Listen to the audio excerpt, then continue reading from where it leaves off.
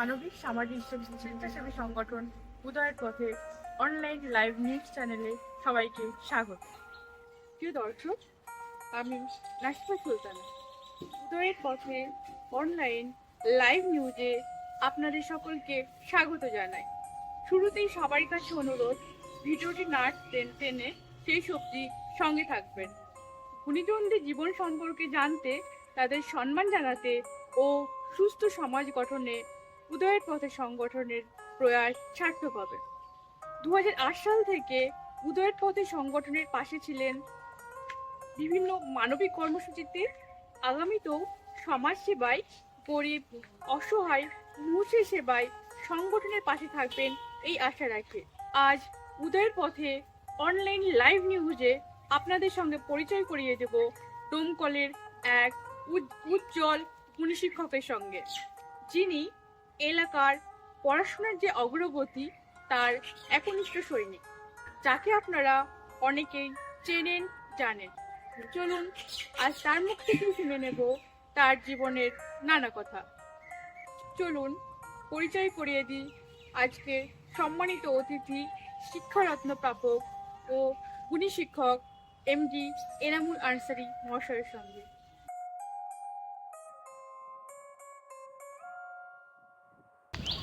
আসসালামু আলাইকুম স্যার। ওয়ালাইকুম আসসালাম। কেমন আছেন?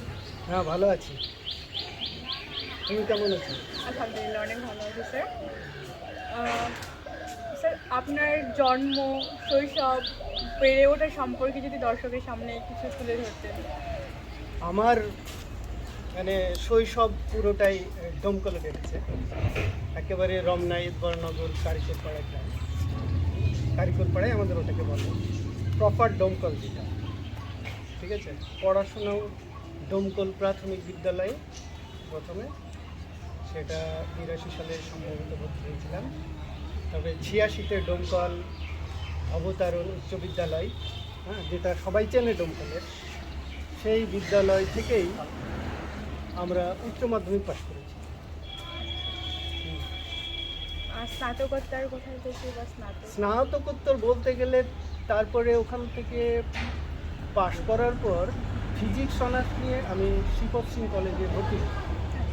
কিন্তু 2 বছর পড়াশোনা করার পরেই সেটাকে বাদ দিয়ে আমি আবার বেসিক ট্রেনিং করেছিলাম, তৎকালীন বলতো পিটিটিআই, প্রাইমারি টিচার্স ট্রেনিং।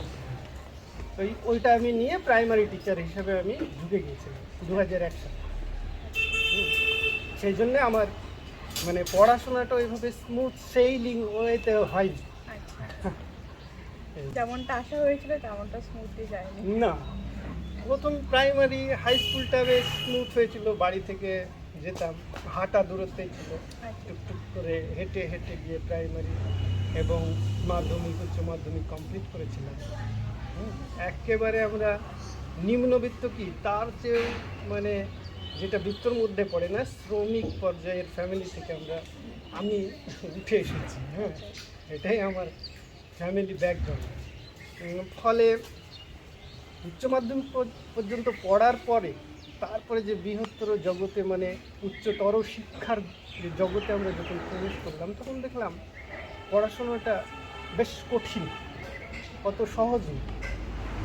কারণ ওই দমকল থেকে বেরিয়ে শ্রীপতি সিং কলেজে যাওয়া, আবার বহরমপুরে ঢুকে সেখানে টিউশন নিয়ে ফিজিক্স অনার্স কিছু টিউশন পড়তাম, তারপরে যে কলেজ করে আবার বাড়িতে ফিরে আসা, এটা খুব কঠিন হয়ে গিয়েছিল এবং আমার শরীরে এবং মনে এর বেশ চাপ পড়েছিল এবং শরীরটা নিতে পেরেছিল। সেই জন্য আমি অসুস্থ হয়ে পড়েছিলাম সেকেন্ড ইয়ারে উঠে। তারপরে তো সেটা বাদ দিয়ে আমি বেসিক ট্রেনিং করেছিলাম এবং তারপরেও আরও আছে। বেসিক ট্রেনিং করার পরে 2001-এ যখন আমি প্রাইমারিতে ঢুকলাম, অ্যাপয়েন্টমেন্ট পেলাম, তারপরে আমার শুরু হচ্ছে আবার English honours. Netaji Subhas Open University বলে একটা ইউনিভার্সিটি আছে।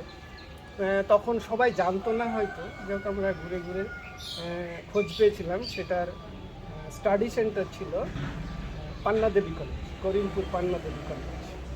এবং দমকল থেকে আমরা 2 জন সেখান থেকে গ্র্যাজুয়েশনটা কমপ্লিট করি 2004 4-এর গ্র্যাজুয়েশন করি, যদিও আমি 94-এ উচ্চ মাধ্যমিক পাস করেছি। তার মানে 10 বছর গ্যাপিং ছিল সেখানে। তার আগে বেসিক ট্রেনিং করেছি 97-98, এবং 98-এ আবার আমি ITI কলেজে ভর্তি।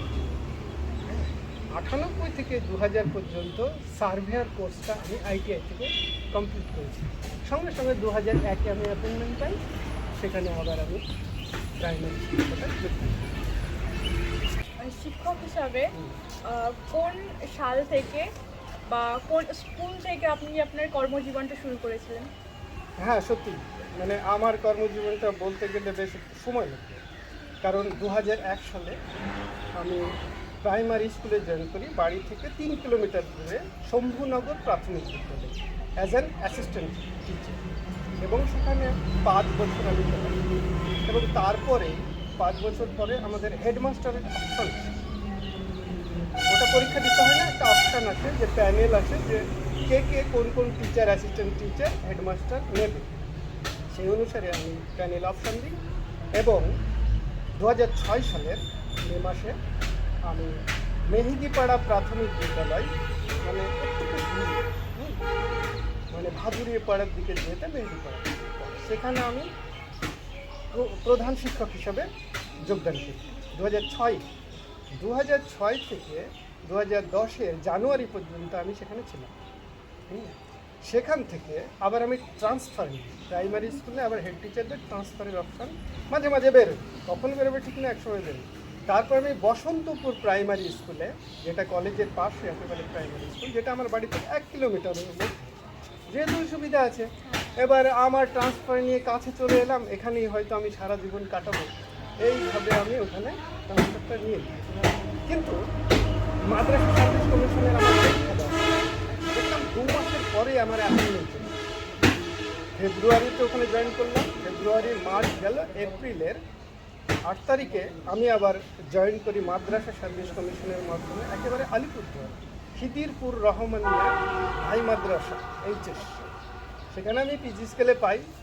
সেই জন্য আমি ওটাকে সকলে বললো, এবং আমিও ভাবলাম যে স্কেলটা ভালো, সুতরাং এখানে জয়েন করি। এবং সেখানেই আমার সবচেয়ে দীর্ঘতম চাকরির বয়স, মানে সেখানে আমি 2010 থেকে 2021 পর্যন্ত ছিলাম। 2021-এ আবার মাদ্রাসা সার্ভিস কমিশনের যে ট্রান্সফার হয়, মানে মাঝে কিছুটা সুপ্রিম কোর্টের কেসের ফলে মানে মাদ্রাসা সার্ভিস কমিশনের কাজ কিছুটা বন্ধ হয়ে পড়েছিল, ফলে ট্রান্সফারটা আমাদের হয়তো 2-3 বছরের পরেই হয়ে যেত, কিন্তু হয়েছিল না, একেবারে 11 বছর গড়িয়ে দিল।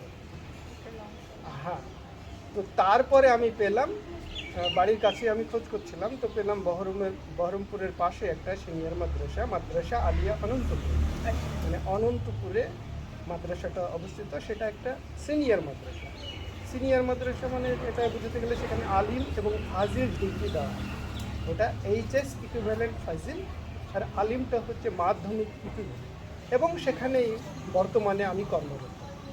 মাস্টারমশাই, দারিদ্রতা, এই যে দারিদ্রতা আমাদের যে স্বপ্ন পূরণে যে কোনো রকম বাধা হতে পারে না, সেটার জলজান্ত উদাহরণ আপনি।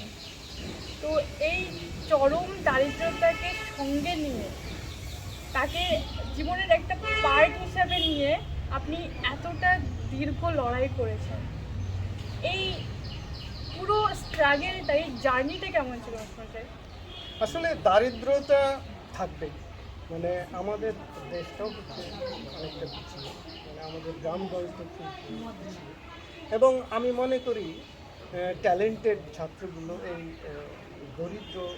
দারিদ্রতার কবল থেকে ঠেকে মানে মানুষ হয়। এরকম আমি যদি উদাহরণ দিতে গেলে APJ আব্দুল কালাম, আমাদের দমকলেরই একজন মানে বিখ্যাত লোক আছে, ex-IPS officer doctor Nazrul Islam, আমার গ্রামের ঠিক পাশের গ্রামে।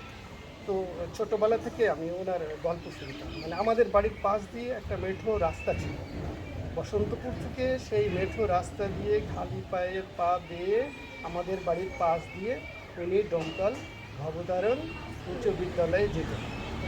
আমার বাবা শিক্ষিত না হলেও, মানে আমি প্রাইমারি স্কুলে অতটাই পড়াশোনায় কনসাস ছিলাম না, কিন্তু আমার অঙ্কটা করতে ভালো লাগতো।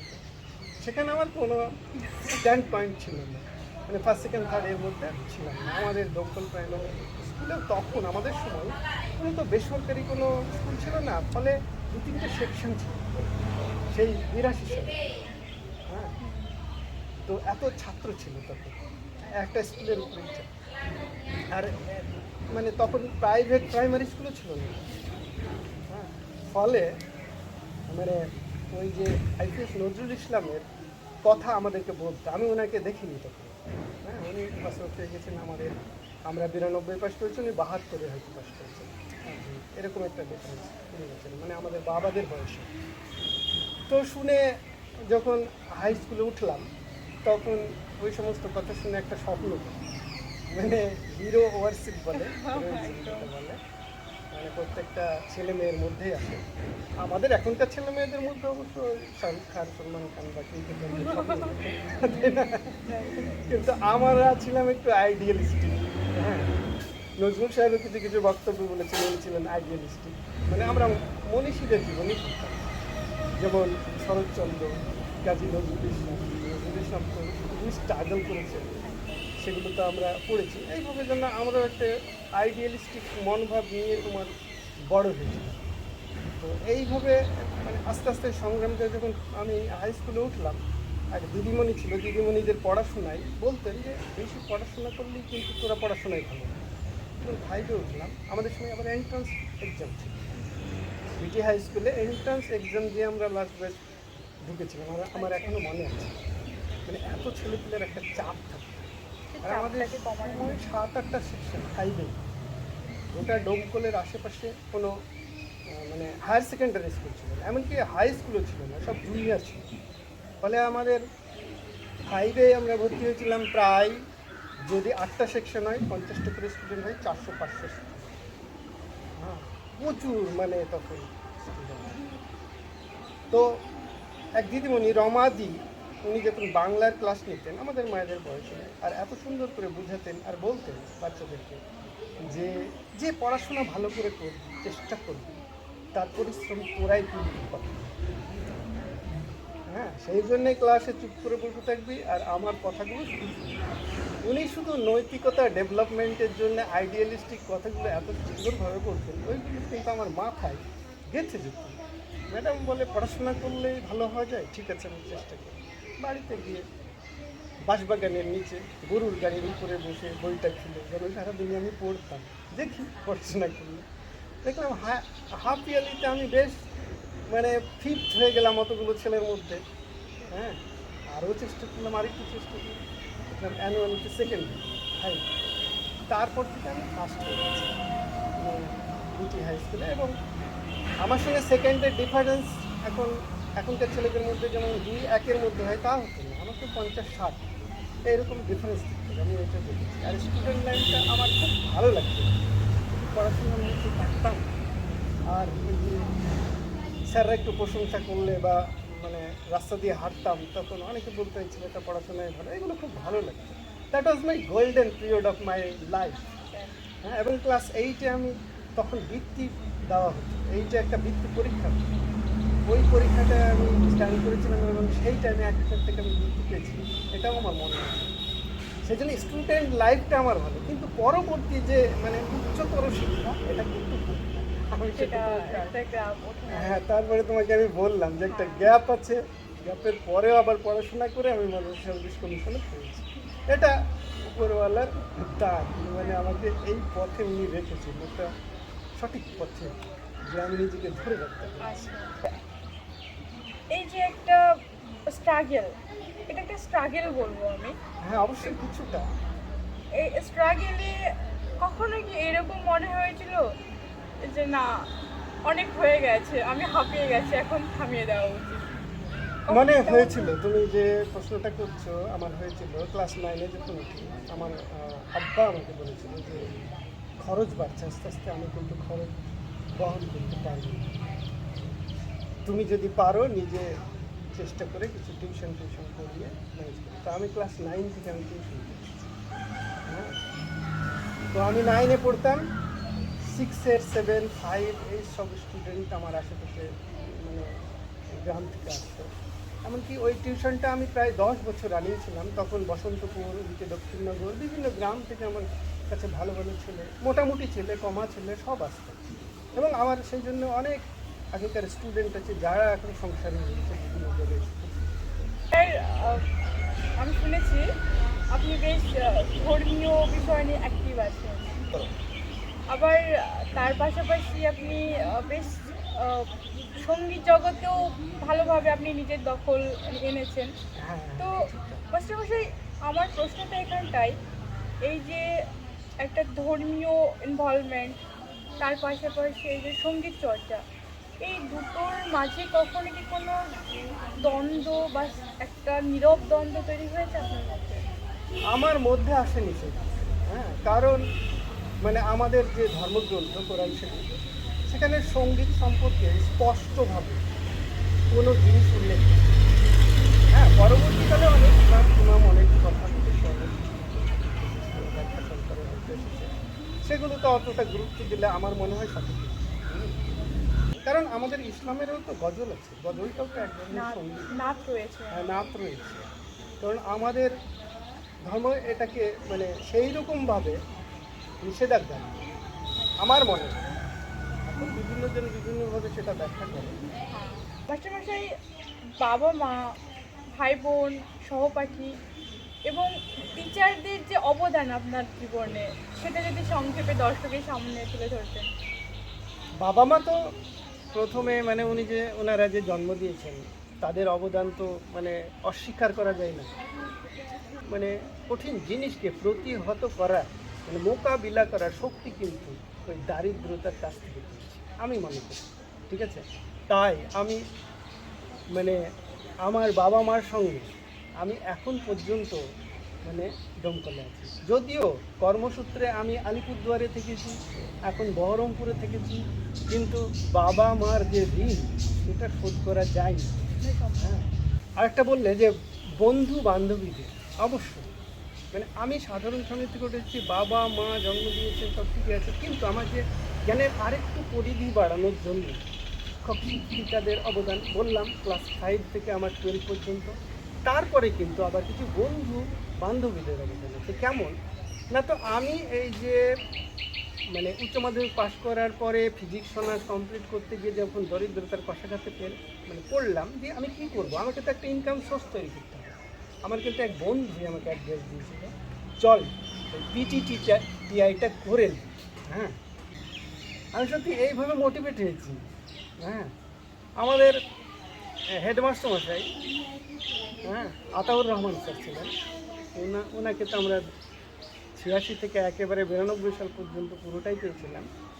তো উনিও শেষবেলায় প্রাইমারিতে ঢুকার এই কথাটা যদি উনি শুনতেন, তো যেমন ওর মতন ছেলে প্রাইমারিতে ঢুকে গেছিস, I can not tolerate, I can not support.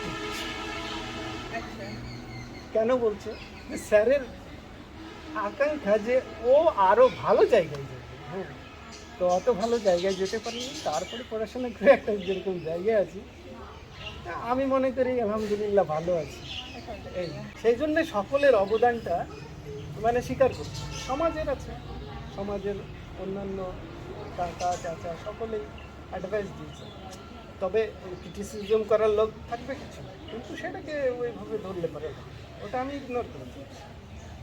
আমার পরিবেশটা এমন একটা জায়গায় দমকল কারিগর পাড়ায়, যেটা হয়তো আরও ব্যাখ্যা করে বললে বুঝবে যে আশেপাশের পরিবেশটা একদম ঘরগুলো 8-10টা ঘর, মানে তারা মাধ্যমিক কেউ পাশ করেছিল না এবং বলার মতন অবস্থায় ছিল না। সেই জায়গা থেকে আমি উঠে এসেছি। ফলে অনেকে বলতো এ তো গোবরে পদ্ম করছে। এটা আমি আহামরি মানে আমাকে অতিরঞ্জিত করার জন্য বলছি না, বলতো আমার সামনে। ঠিক আছে, মাস্টারমশাই, শিক্ষারত্ন পুরস্কার প্রাপ্তির অভিজ্ঞতা অবশ্যই মধুর, আমাদেরকেও অনেক সমৃদ্ধ করেছে। সেই স্মৃতিময় অভিজ্ঞতার কথা যদি দর্শকের সামনে তুলে ধরতেন। হ্যাঁ অবশ্যই বলবো, কারণ এটা হয়তো অনেকেই জানে না, এটা একটা রেয়ার ঘটনা। তো শিক্ষারত্ন অ্যাওয়ার্ডটা আমাদের নতুন গভর্নমেন্ট আসার পর থেকেই শুরু হয়েছে। ঠিক আছে, আগে ছিল ন্যাশনাল অ্যাওয়ার্ড টু টিচার্স, যেটা আমাদের কেন্দ্র সরকার, এটা অনেক দিন আগে থেকে। যেটা আমাদের শ্রদ্ধেয় স্যার পেয়েছেন আতাউর রহমান, সেটা ন্যাশনাল অ্যাওয়ার্ড, ঠিক আছে? ওটাকে জাতীয় শিক্ষক বলা হয় বাংলায়। এবং আমাদের এটা হচ্ছে 2012-11 সাল থেকে শুরু হয়েছে। হ্যাঁ, প্রথম দিকে 11, 12, 13 এইভাবে প্রত্যেক বছরই এটাকে দেওয়া হয়। প্রথম দিকে 100 জন টিচারকে দেওয়া হতো মাদ্রাসা স্কুল সব মিলে, পরে এখন কমে গেছে আস্তে আস্তে, 7 জনকে দেওয়া হয়। কলেজের টিচারও এগুলো পায়, প্রাইমারির পায় 15 জন, হাই স্কুলের পায় এখন 25 জন, এবং তোমার বাদবাকি কলেজের কিছু টিচার মোটামুটি 60, কখনো 65 এরকম ধরনের দেওয়া হয়। এবং করতে পারছে, এবং তার একটা মানে সার্টিফিকেট তো আছে, সাইটেশন একটা দেয়, একটা মেমেন্টো দেয়, রিস্টওয়াচ দেয়, তারপরে মানে ইয়ে দেয়, শাল দেয় একটা, এবং মিষ্টির প্যাকেট, অনেক কিছু বই অনেকগুলো একটা গিফট হিসেবে দেয়। সেটা অবশ্যই মানে ফিলিংসটা ভালো। এবং এর মিনিমাম যোগ্যতা, অনেকে বলে যে শিক্ষারত্নটা এমনিই পাওয়া যায়, হয়তো মানে পার্টি করলেই পাওয়া যায় এরকম ধরনের বলে, কিন্তু এরকম আমি একেবারে নিরপেক্ষ শিক্ষক। শুধু এখন অনলাইনে আবার অ্যাপ্লাই করছি, এই 2-3 বছর থেকে 2000 সালের পর থেকে এটা কিন্তু অনলাইনে আবার অ্যাপ্লাই করতে হবে। ওয়েবসাইট আছে, হ্যাঁ, পোর্টাল করে দিয়েছে, তার মধ্যে দিয়ে অ্যাপ্লাই করতে হবে। সেই অ্যাপ্লিকেশনটা যথাযথ পৌঁছালে পারে, এবং সাপোর্টিভ ডকুমেন্টস লাগে, এবং এগুলো বলতে গেলে অনেকটা সময় লেগে যায়। যেমন তোমার পার্সোনাল কোয়ালিফিকেশনের উপর একটা ক্রাইটেরিয়া আছে, তারপরে পারফরমেন্সের উপরে তুমি কী কী করেছো, তোমার মানে পুরো সার্ভিস লাইফে 20 বছরের অভিজ্ঞতা লাগে, যেটা বললাম।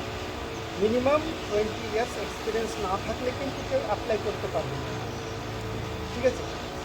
আমার 20 ইয়ার্স হয়ে গেছিলো, কারণ আমি 2001-এ জয়েন করেছি প্রাইমারিতে। প্রাইমারি এবং হাই স্কুল মিলে আমার 2021-এ 20 বছর কমপ্লিট হয়েছিল। তারপরেই কিন্তু আমি অ্যাপ্লাই করার সুযোগ পেয়েছি, এবং আমার বায়োডাটা, আমার মানে পারফরমেন্সের কাজ টাজ দেখে কিন্তু ওনারা সন্তুষ্ট ছিলেন। তারপরে ইন্টারভিউ হয়েছিল, এবং তারপরে সিলেক্ট হয়েছিল। এবং 2001-এ মাদ্রাসা থেকে 2 জন দেওয়া হয়েছিল, মানে বললাম না 25 জনের মধ্যে মাদ্রাসা থেকে আবার 2 জন দেওয়া হয়। হ্যাঁ, তার মধ্যে আমি সিলেক্ট করেছি, ঠিক আছে? ওটা ওয়েস্ট বেঙ্গল, পুরো ওয়েস্ট বেঙ্গলে ওয়েস্ট বেঙ্গল 25 জন হাই স্কুল টিচারকে দেওয়া হয়, তার মধ্যে 2 জন মাদ্রাসা টিচারকে দেওয়া হয়। 2-একবার বাদও দিয়েছিল, এটা এরকমভাবে দেওয়া হয়। এবং এর ভালো লাগা তো অবশ্যই আছে, ভালো লাগে, কিন্তু দায়িত্বও বেড়ে যায়। এবং এইগুলো করার মানে আগে আমি অনেক আলিপুরদুয়ারে যখন মাদ্রাসায় ছিলাম, অনেকগুলো কাজ করেছি। হ্যাঁ, সেখানে আমরা প্রত্যেক বছর ব্লাড ডোনেশন ক্যাম্প, যেমন উদয়ের পথে প্রত্যেক বছর ব্লাড ডোনেশন ক্যাম্প করে, এবং ব্লাড দেওয়ার জন্য যেভাবে লোকজনকে ডেকে মনে করছে, এগুলো মানে মানে খুবই ভালো কাজ। হ্যাঁ, তো আমরা ওইখানে ওই স্কুলে 5ই সেপ্টেম্বর শিক্ষক দিবস থাকতো, তো আমাদের ওখানকার টিচাররা সবাই মিলে এসে মিলে আমরা ঠিক করেছিলাম যে ওই দিনটা আমরা শিক্ষক দিবসের দিন আমরা ব্লাড ডোনেশন ক্যাম্প করি। তো আমরা পর আমি যতদিন ছিলাম 3-4 বার করেছিলাম। এটা আমার ওই বায়োডাটাতে লেখা আছে যে ব্লাড ডোনেশন ক্যাম্পের সঙ্গে আমি যুক্ত ছিলাম। হ্যাঁ, তারপরে আরও মানে অনেক কিছু কাজ ছিল, যেমন বাচ্চাদেরকে মানে মানে পিছিয়ে পড়া বাচ্চাদেরকে পড়ানোর জন্য থাকে।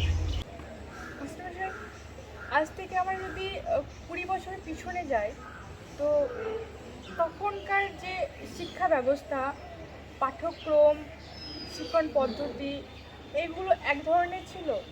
আর আজকের ডেটে দাঁড়িয়ে সেই পাঠ্যক্রমের মধ্যে কিন্তু হিউজ একটা ব্যবধান তৈরি হয়েছে। তো এই যে যে গ্যাপ দুটোর মাঝে, সেটার বিষয়ে আপনার কি মতামত? হ্যাঁ, সময় তো গতিশীল, এবং সেই সঙ্গে সঙ্গে সোসাইটিও গতিশীল, মানে চেঞ্জ হয়, মোবিলিটি। তুমি যেহেতু এডুকেশনের ছাত্রী এবং একটা হায়ার ডিগ্রিতে করছো, মানে PhD করছো, সেখানে সমাজ হচ্ছে পরিবর্তনশীল, এডুকেশনের কারিকুলাম এবং সিলেবাস সব কিছুই কিন্তু পরিবর্তনশীল, ঠিক আছে? এখানে অনেকটা পরিবর্তিত হয়েছে, কিন্তু ব্যাপারটা হচ্ছে এই যে সোশ্যাল মিডিয়া, এই যে মোবাইল, এই যে ইন্টারনেট, এর ফলে মানে এক শ্রেণীর ছাত্র যারা পড়াশোনা করবো ভাবে, তারা কিন্তু খুব ইনফরমেশন পাচ্ছে, অনেক তথ্য পাচ্ছে, তারা অনেক উপরে এগিয়ে যাচ্ছে। কিন্তু যখন এইটার মিসইউজ হচ্ছে না, আমরা স্কুল কলেজ সব জায়গায় দেখছি, এই মিসইউজটাও কিন্তু খুব প্রচুর পরিমাণে হচ্ছে, ঠিক আছে? এই মিসইউজের ফলে ছাত্রছাত্রীরা কিন্তু পিছিয়ে যাচ্ছে কিছুটা। আমাদের সময় এরকম ছিল না। গ্রামের রাস্তা দিয়ে যখন আমরা সন্ধ্যাবেলায় যেতাম, প্রত্যেকটা বাড়ি থেকে শব্দ বেরোতো পড়াশোনা।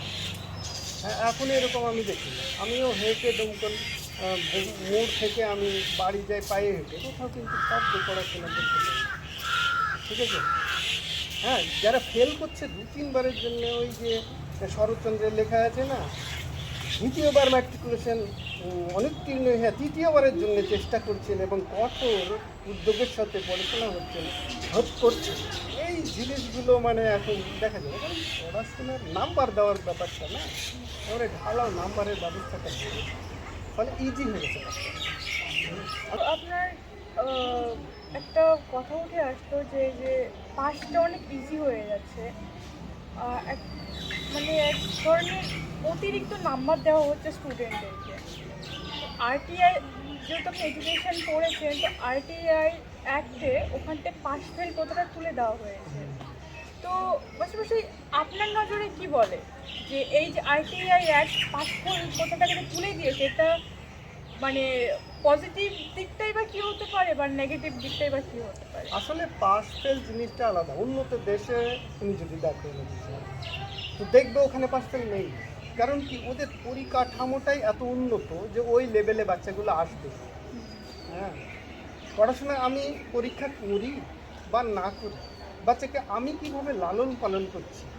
হ্যাঁ, আমি একটা গাছকে আমি করলাম, তারপরে শেষবেলা 1 বছর পরে কতটা বড় হলে সব মাপি বা না মাপি, আমার পরিচর্যার উপর নির্ভর করছে যে সে কীভাবে বড় হবে, তাই না? সেই জন্য এই যে আমাদের পরিচর্যার এবং এই যে গাফিলতি, হ্যাঁ, এর ফলে মানে আমাদের যেখানে পরিচর্যাটা ভালো হচ্ছে সেখানে ভালো হয়ে যাচ্ছে। ফলে এই পাস ফেল এই নামক প্রথাগুলো আমার ক্ষেত্রে না থাকাই কিন্তু ভালো। কারণ আমি ওপেন ইউনিভার্সিটির ছাত্র। হ্যাঁ, আমার জীবনেই কিন্তু এই পাস ফেলের জন্য পড়াশোনা হয়নি। ঠিক আছে? তা বলে তো আমার মধ্যে কোয়ালিটি ছিল না, এটা তো আমি বিশ্বাস করি না। আরেকটা প্রশ্ন বারবার আসছে যে quality education versus quantity education. যদি খুব গভীরে দেখা যায়, তো প্রত্যেকটা যে এডুকেশন স্কিম বা হয়তো এখন সরকার যেভাবে পরিকাঠামো তৈরি করছে, সেখানটাই ম্যাক্সিমাম কোয়ান্টিটি এডুকেশনের ওপর কিন্তু জোর দেওয়া হচ্ছে, সাইলেন্টভাবে যদি দেখা যায় সেটাকে। কিন্তু কোথাও যেন মনে হচ্ছে যে কোয়ালিটি এডুকেশনটা একটু নেগেটিভ সাইডে চলে যাচ্ছে। তো আপনার মত কি বলে যে আমাদের কি কোয়ালিটি এডুকেশন আর কোয়ান্টিটি এডুকেশন কি সেম লেভেলে যাচ্ছে, না কোথাও কোয়ালিটি এডুকেশনটা পিছিয়ে যাচ্ছে? আসলে দুটোই আছে। আমাদের সরকারি ক্ষেত্রে যদি বলো, সরকারের মানে আসল টার্গেটই হচ্ছে সব ছাত্রকে বিদ্যালয়ে নিয়ে আসা, মানে কোয়ান্টিটি ডেভেলপমেন্ট, সর্বশিক্ষা অভিযান, তারপরে সার্বিক সাক্ষরতা, সব কিছু এগুলো এই ফিলোসফির উপরেই তৈরি যে সমস্ত ছাত্রকে সে যে লেভেলেরই থাকুক, যেখানেই থাকুক, গরিব হোক বড় হোক, সবাইকে আমাকে বিদ্যালয়ে এনে তাকে একটা মিনিমাম কাঙ্ক্ষিত মানে তাকে শিক্ষা দিতে হবে। এখানে তার উদ্দেশ্য হচ্ছে, সরকারের উদ্দেশ্য হচ্ছে যে কোয়ান্টিটি ডেভেলপমেন্ট। ঠিক আছে? কিন্তু কোয়ালিটি ডেভেলপমেন্টের ইচ্ছা আছে, কিন্তু অতর মধ্যে সেটা সম্ভব হয়ে যায়। উপযুক্ত পরিকাঠামো হয় না, উপযুক্ত শিক্ষকের অভাব হয়, উপযুক্ত বিল্ডিংয়ের অভাব হয়, উপযুক্ত পরিকাঠামোর অভাব হয়, অনলাইন সিস্টেমের অভাব হয়, সব কিছু যেন অভাব। সেই অভাবের ফলেই কিন্তু ওই কোয়ালিটি ডেভেলপমেন্টটা ওর মধ্যে সম্ভব। তার মধ্যে যারা কনসাস গার্জেন, হ্যাঁ, যারা আর্থিকভাবে সচ্ছল, তারা তখন ভাবে অল্টারনেট ওয়ে। এই অল্টারনেট ওয়ে ভাবার জন্যই তো প্রাইভেট ছোটো ছোটো স্কুলগুলো তৈরি হয়ে গেছে না, যেখানে ওদের ছাত্র সংখ্যা কম, মানে হয়তো 20-30টা, কিন্তু ওরা কম পয়সা বেতনে শিক্ষকও নিয়োগ করে, কিন্তু বলে যে সারাক্ষণ কিন্তু এদেরকে তোমরা দেখবে। ঠিক আছে? ফলে কিন্তু ওই কিছু কিছু কনসাস গার্জেন এবং কনসাস স্টুডেন্ট বা ওই পরিকাঠামোয় তাদের মধ্যে কোয়ালিটি এডুকেশনটা আসে। আর আমাদের বিদ্যালয়ে আছে কিছু কিছু স্কুল শহরে, যেমন চাকিশ্বরী বলো, তোমার আইটিআই বলো, বহরমপুরে আরও কিছু সরকারের, এগুলোতে আবার ওগুলো ছোটো ছোটো কিছু স্টুডেন্ট নেওয়া হয়, সেখানে কিন্তু কোয়ালিটি ডেভেলপমেন্ট আছে। কিন্তু বেশিরভাগটাই কিন্তু কোয়ান্টিটিটাকে গুরুত্ব দেওয়া হয়। ঠিক আছে? আমাদের সরকারের যে আসল উদ্দেশ্য সেটা কিন্তু সফল হয়। হ্যাঁ, আর কিছু কিছু জায়গায় কোয়ালিটিটা মানে গুরুত্ব দেওয়ার চেষ্টা করা যায়, সব জায়গায় সম্ভব হয়ে ওঠে না, কিছু কিছু জায়গায় সম্ভব। কিন্তু বেসরকারি প্রতিষ্ঠানগুলো ওরা চেষ্টা চেষ্টা করে। কিন্তু ওদের পরিকাঠামো বেঁচে থাকে, ওদের প্রাইভেট ওদের ব্যবসার মুনাফা মেটানোর মানে চেষ্টা থাকে, ফলে ওদের সেই মুনাফাটাও হয়, কিন্তু হচ্ছে তো কম পয়সায় শিক্ষক খাটায় আর ছাত্রছাত্রীদের কাছে প্রচুর পয়সা। এটা যাদের দেওয়ার মতো সামর্থ্য থাকে তারাই প্রথমতই দীর্ঘ 21 থেকে 24 বছরের যে অভিজ্ঞতা মানে সার্ভিস লাইফে, তো স্যার গার্জেন কতটুকু কনসিয়াস তার বাচ্চা কাচ্চার বিষয়ে? হ্যাঁ, এইটা আমাদের ধরো দেশের যে অবস্থা, তাতে শিক্ষার হার যেরকম ছিল আজ থেকে 20 বছর আগে 30 বছর আগে, সেখানে আমরা দেখেছি শিক্ষার হারটা খুব কম ছিল। মানে আমাদের মতন গার্জেন বা অন্য গার্জেন, এই টাইমের গার্জেনগুলো দেখতাম সব ফার্স্ট জেনারেশন লার্নার। আমি ফার্স্ট জেনারেশন লার্নার মানে কি, মানে আমার বাবা মা কোনোদিন স্কুলে যায়, ঠিক আছে, তো তারা স্কুলে না গেলে কনসাসনেসটা কোথা থেকে আসবে, এটা একটা প্রশ্ন থাকে না। তবে স্কুলে না গেলেও কিছু কিছু লোক কিন্তু প্রকৃতপক্ষে জ্ঞানী হয়, না স্কুলে গেলে পারে হয়, সেগুলোর মধ্যে হয়তো আমাদের বাবা ছিল, আমার বাবা ছিল, ঠিক আছে। কিন্তু সব বাবা এরকম হয় না, সব মায়েরাও হয় না, তারা ইনকামটাকে মেনে নিতে হয়, ঠিক আছে। আমাদের পাড়ায় আমি ছোটোবেলায় দেখেছি, ও দ্বিতীয়ত ছেলেপেলের মানে বাড়ির লোকেরা পাঠাতে যে বাজারে যায়, কোনো একটা কাজ করে দেয়, ইনকাম, তাহলে পরে আমাদের মানে পেট চলবে। হ্যাঁ, ইনকাম না করলে এ জীবনে কিচ্ছু নেই। ওই পড়াশোনা করে মানে বড় লোক হওয়া যায়নি, মানে এটা 90% লোক বলতে একটা প্রচলিত জন্য কথা। সেই জন্য কনসাসনেসটা অবশ্যই দরকার, এবং ওইটা গার্জেনের মহলেও আমাদেরকে সৃষ্টি করা দরকার। আমি তো মনে করি না তোমাদের আমাদের এই জেনারেশনের কোনো ছেলেপিলে, মানে আমাদের যারা ছেলেপিলে হবে তারা বিদ্যালয়ে মানে যাবে না, এরকম হবে না। হ্যাঁ, কিন্তু এটা আগে ছিল। হ্যাঁ, ফলে ওই মানে আমাদের যারা বন্ধুরা অনেক মানে গার্জেন যারা পাঠায়নি, তারা তো ভুগছে, সেটা দেখছি। এবং এইটা আস্তে আস্তে এক সময় হয়তো কেটে উঠবো। কিন্তু আমরা তো ইউরোপের মতন অত বেশি ডেভেলপ কান্ট্রি না, হয়ে না, আমরা ডেভেলপ, সেজন্য উই শ্যাল ওভারকাম সামনে, এইটা মনে করি। একদম। প্রিয় দর্শক, বারবার একটা প্রশ্ন উঠে আসছে যে বিদ্যালয়ের পরিকাঠামো উন্নয়ন, পাঠ্যক্রম উন্নয়ন, বিদ্যালয়ের যে সিস্টেম, পরীক্ষা পদ্ধতি, গার্জিয়ানদের সচেতনতা, টিচাররা তারা কতটা তারা অ্যাক্টিভলি কাজ করছে স্টুডেন্টদের পিছনে, সেই সমস্ত বিষয়গুলোকে খতিয়ে দেখা অবশ্যই দরকার। তাহলে হয়তো আমাদের যে এই কোয়ালিটি এডুকেশনটা, সেই কোয়ালিটি এডুকেশনটা যেভাবে আমরা দেখছি, ভবিষ্যতে হয়তো সেই জায়গা আমরা যেতে পারবো আশা রাখি। স্যার, আমাদের এই যে উদয়ের পথে সংগঠন এক টানা 16 বছর কাজ করে যাচ্ছে, এই যে দীর্ঘ পথ চলার বিষয়ে আপনার মতামত কি? আমার উদয়ের পথের সঙ্গে পরিচয় অনেক দিন আগে থেকে, কারণ উদয়ের পথের যে সভাপতি, প্রতিষ্ঠাতা সভাপতি আব্দুর রহমান, হ্যাঁ, উনি আমার দাদার মতো, ঠিক আছে, আমার মতনই দেখতে। এক সময় মানুষ ভুল করতো যে ওটা এনামুল না, এটা রহমান, ঠিক আছে। তো রহমান ভাইয়ের সঙ্গে আমার মোড়ে দেখা হতো।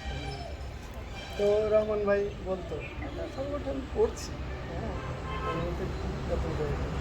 হ্যাঁ হ্যাঁ, অবশ্যই আপনি যে জায়গায় যাবেন অবশ্যই সেটা ভালো চলবে। হ্যাঁ, তখন ফরিদ ভাইয়ের সঙ্গে আমার অতটা পরিচয় নেই।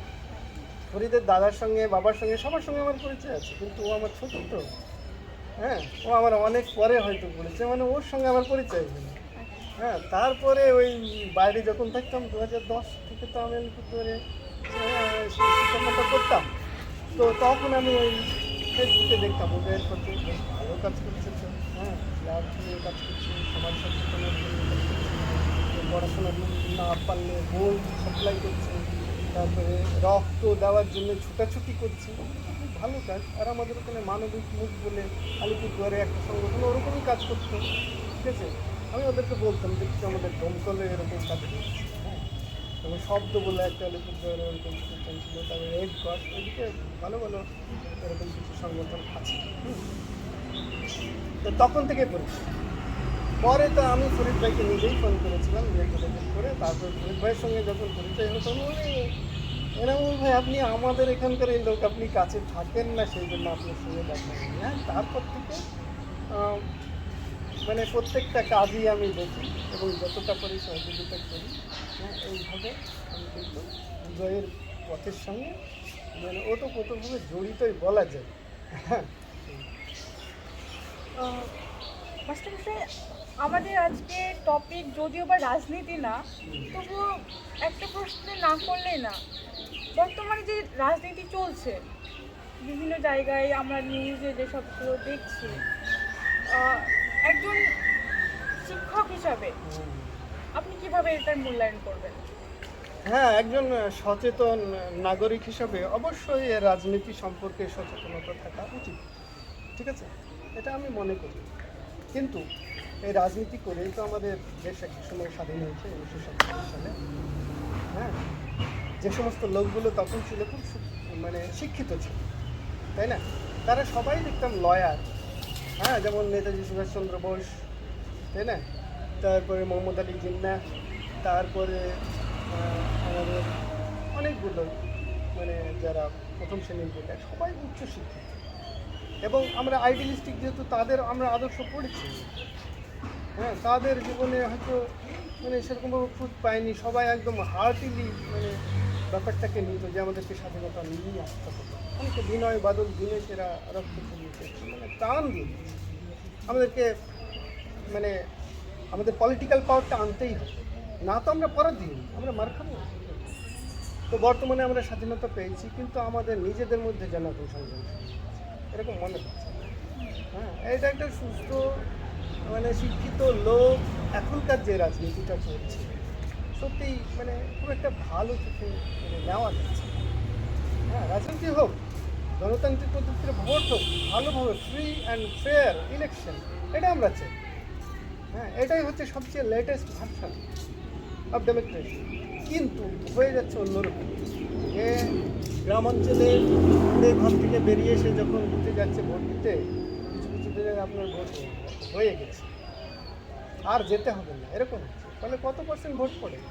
90%ও পড়ে না, কোথাও 80, কোথাও 85। হ্যাঁ, আবার ওইখানে যে ইনফ্লুয়েন্সার কিছু ঢুকে যাচ্ছে, ইনফ্লুয়েন্স করছে যে ভোটটা এইখানে জন পড়ে, এইখানে জন পড়ে। আমি কোনো দলের বলছি না, একেবারে নিরপেক্ষভাবে এই মেন্টালিটিটা দূর না করতে পারলে আমাদের যে গণতান্ত্রিক যে উৎসব, যে এইটা আমরা কিন্তু এনজয় করতে পারব। হ্যাঁ, আমরা যদি ভোট সঠিকভাবে আমরা বুথে গিয়ে না দিতে পারি, আমাদেরকে যদি মিলিটারি ছেড়ে দিতে হয়, স্যার মিলিটারিকে বাড়ি বাড়িতে একদম দিয়ে দিতে হবে, এরকম করলে তো হয় না।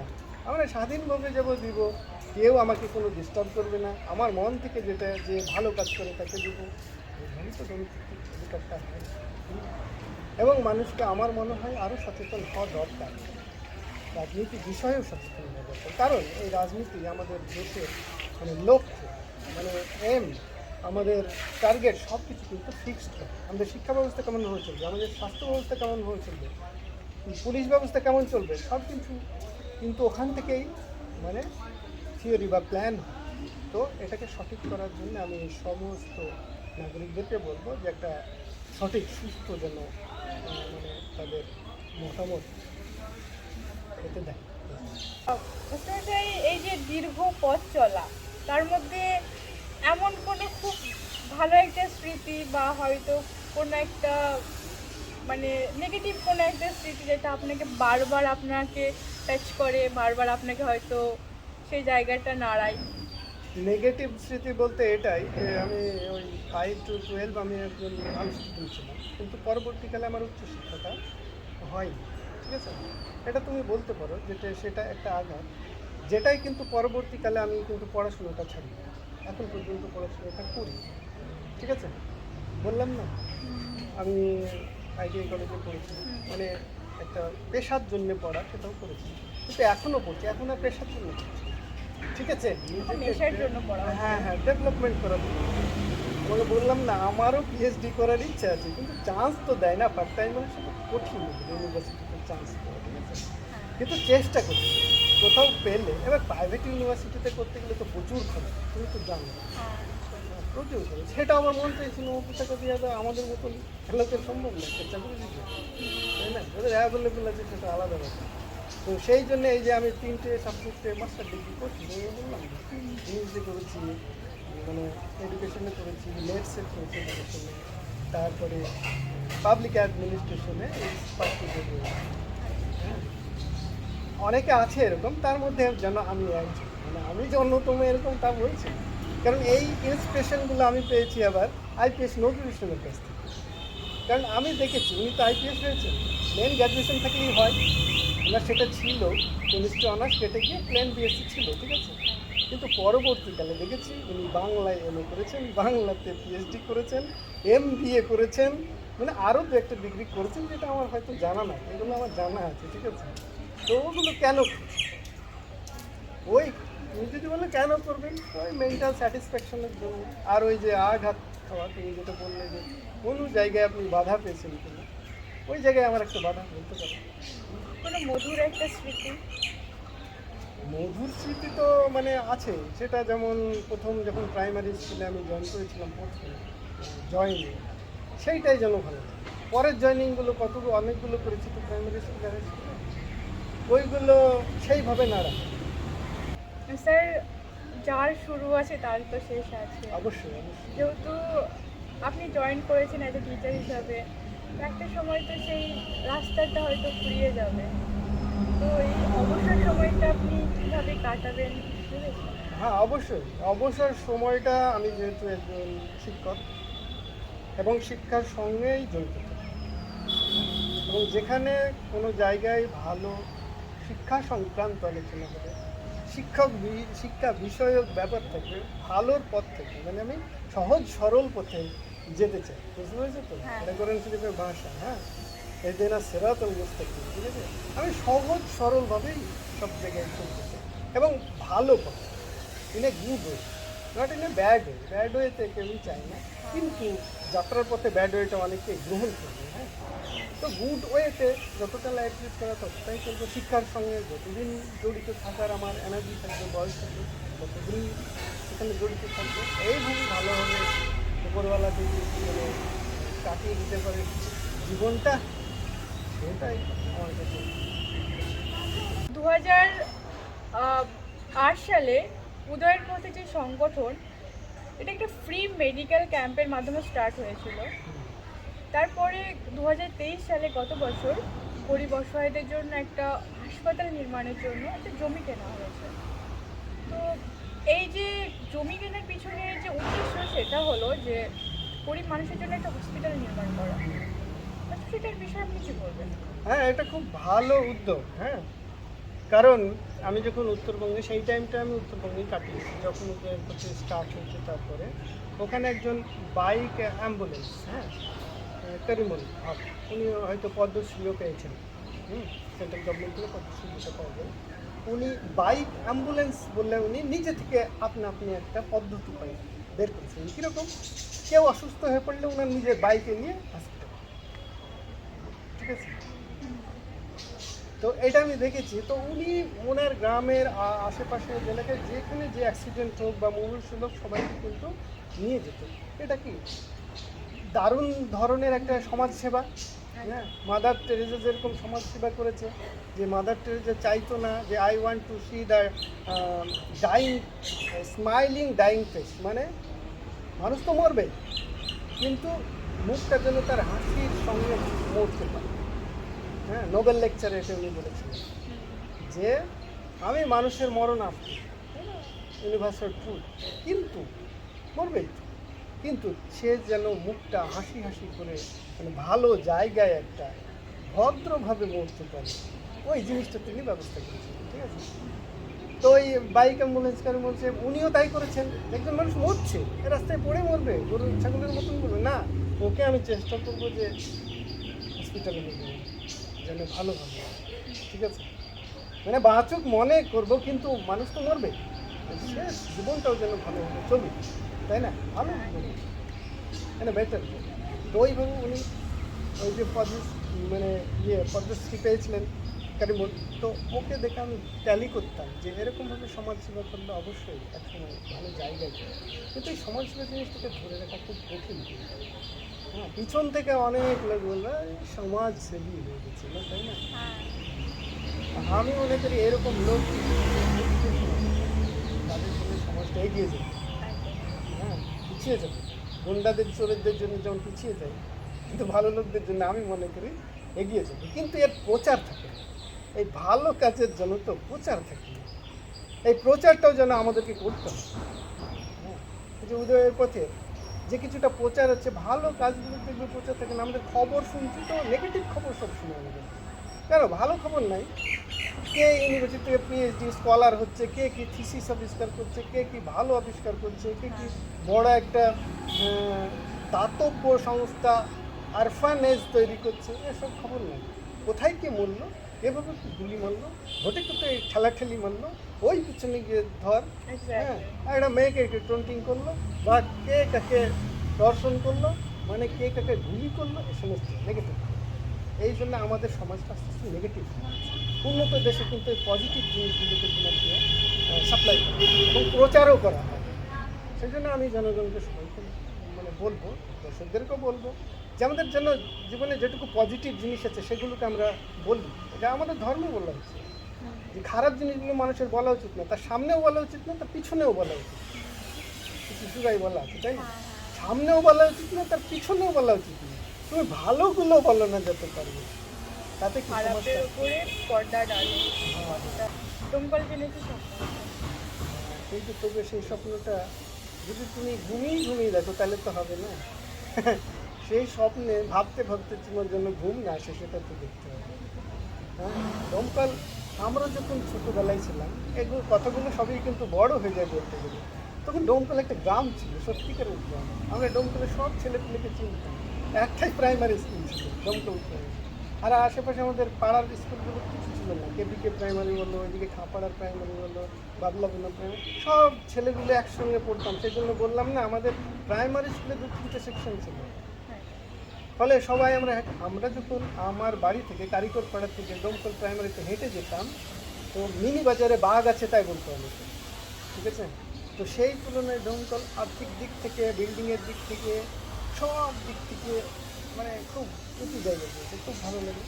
কিন্তু একটা জিনিস আমার মনে হয় যে মনুষ্যত্ব, মানে পয়সা বেড়ে গেলে যেন মানুষের মনুষ্যত্ব কমে যায়, এইটুকু আমি ফিল করছি। মানে আমি ডোমকল একটা মানে পার্সোনিফিকেশন করছি যে ওনার যেন পয়সা বেড়ে গেছে, এখন একটু মনুষ্যত্ব একটু কম হচ্ছে তাই মনে হচ্ছে।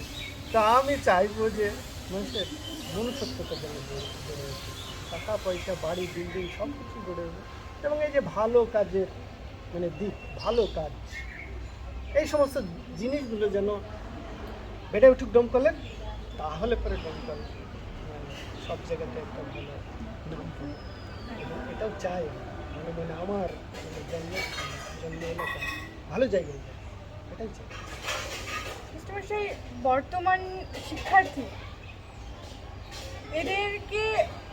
এদেরকে সঠিক রাস্তাতে নিয়ে যাওয়ার জন্য বা এদের একটা সুন্দর ভবিষ্যৎ গড়ে তোলার জন্য আপনি তাদের উদ্দেশ্যে কি সাজেশন দেবেন বা কি গাইডেন্স দেবেন? বর্তমান প্রজন্ম বলতে তোমার যে আমাদের স্টুডেন্ট নিয়ে তো কারবার, সেগুলোই তো ভবিষ্যতের সম্পদ, তাই না? Student life is the main time, মানে সবচেয়ে গুরুত্বপূর্ণ সময় ফর ফিউচার। তো এদেরকে তোমার গিয়ে কিন্তু ট্রাই করতে হবে, এদেরকে সঠিক শিক্ষায় শিক্ষিত করতে হবে। হ্যাঁ, কোনো ছাত্র যেমন বিদ্যালয়ের আঙিনার বাইরে থাকবে না, সেটাও ঠিক। তো আমার মনে হয় কি জানো তো, এখন এই যে মোবাইলের যুগে, ইন্টারনেটের যুগে, যেভাবে বাড়ি থেকে যেন ছেলেপেলেদের শিক্ষা করা খুব কঠিন হয়ে গেছে। মানে আশ্রমিক, ওই প্রাচীনকালে যেমন আশ্রমিক শিক্ষা ব্যবস্থা ছিল না, গুরু গৃহে গিয়ে বাচ্চারা পড়বে আর ওর মধ্যেই কাজ করবে, থাকবে, পড়াশোনা কম হোক, মানে থাকবে, একটা আলাদা পরিবেশ শিখবে, একটা ভালো জায়গায় থাকবে, একটা মানে সব কাজের সঙ্গে তাকে কিন্তু ইনভলভ রাখতে হবে। নৈতিক ডেভেলপমেন্টেরও কাজ থাকবে, একজন আরেকজনকে হেল্প করা। প্রাইমারি সেকশনটা তো পুরো এরকম থাকা উচিত, তার মোরালিটি ডেভেলপমেন্টে, তাই না? কালিঙ্গার, তারপরে কে আছে না অনেক শিক্ষাবিদ, এগুলো বিদেশে শিক্ষাটা নিয়ে বেশি মানে আলোচনা, তাই না? আমাদের দেশের বর্তমানে যে এডুকেশনিস্ট এই টার্মটাই মানে নাই মনে হয়। এডুকেশনিস্ট কে আছে মানে খুঁজে পাওয়া যাবে না, কারণ এ নিয়ে রিসার্চ নেই। কিন্তু এগুলো সব ওইদিকে আছে, থন্ড্রাইক বলো, প্যাবলক বলো, সব মানে এইরকম আছে। কারণ কি, আবার রুশো বলো, যারা এই কিভাবে শিক্ষাটাকে মানে বাড়াতে হবে এই নিয়ে মনীষীর সংখ্যা অনেক কম মনে হচ্ছে। হ্যাঁ হ্যাঁ, মডার্ন যে মনীষী হবে এডুকেশন নিয়ে ভাবছে কজন আছে? সবাই তো রাজনীতি নিয়ে ভাবছে, তাই না? আমি শিক্ষক হলেও কিছুদিন পরে স্বার্থের জন্য আমি রাজনীতি করি। একদম হ্যাঁ, নাই তো, একদম। সেই জন্য তো শিক্ষা ক্ষেত্রের হালটা এরকম না। হ্যাঁ। তো এই জন্য আমি বলবো মানে বাচ্চাদেরকে অবশ্যই তাদেরকে অলরাউন্ড ডেভেলপমেন্ট করতে হবে। কী পদ্ধতি হবে সেটা সরকার, আর সরকারের কাছে আমি এটা বলছি রেসিডেন্সিয়াল করলে পারে, এবং তার অবৈতনিক রেসিডেন্সিয়াল, যেগুলো কিছু কিছু স্যাম্পল স্কুল আছে, যেমন মডেল স্কুলগুলো আছে তোমার কি নবোদয়, যেমন সেন্ট্রাল গভর্নমেন্টে ফুললি রেসিডেন্সিয়াল, কিন্তু একটা ব্লক থেকে মাত্র 3টে স্টুডেন্ট। এগুলো ওই যে উপযুক্ত পরিকাঠামোই, এটা আমি চাই 100% উপযুক্ত পরিকাঠামোই এরকমভাবে এবং কাছে নিকটবর্তী জায়গায় শিক্ষা ব্যবস্থা প্রবর্তন করা এবং সদিচ্ছে মানে গভর্নমেন্টের শিক্ষাটাকে মানে আগে মেরুদণ্ডটাকে শক্ত করতে হবে, তারপরে অন্যান্য তোমার যে প্রত্যঙ্গগুলো আপনা আপনি শক্ত। অনেক ভালো লাগলো আপনার সঙ্গে হ্যাঁ, কথা বলে। আর তোমার সঙ্গে কথা বলে ভালো লাগলো যে এত মানে তুমি যে এত সুন্দর একজন সঞ্চালনা করছো এবং তোমার যে কোয়ালিফিকেশন, তোমার সম্পর্কে আমি যে জেনেছি, তোমার সঙ্গে এর আগে পরিচয় হয়নি, তাতেও কিন্তু তোমার মানে জন্য খুব আশীর্বাদ থাকবে তুমি যেন একজন এডুকেশনিস্ট। একদম আমি চেষ্টা করবো স্যার খুব ভালোভাবে, যেন আপনাদের দোয়াতে আমি যেন সেই জায়গাটাতে যেন যেতে পারি আমি আমার তরফ থেকে, এবং উদয়ের পথে অনলাইন লাইভ নিউজের চ্যানেল থেকে আপনাকে অসংখ্য ধন্যবাদ। হ্যাঁ, তোমাদেরকে হ্যাঁ, এবং আপনার প্রচণ্ড অনেক স্টুডেন্ট ডোমকলের আশেপাশে যারা রয়েছে, তারা হয়তো ভবিষ্যতে আমাদের দেশ গড়ার কাজে অনেক অগ্রণী ভূমিকা পালন করবে এই আশা রাখি। সবাইকে শুভেচ্ছা। ধন্যবাদ।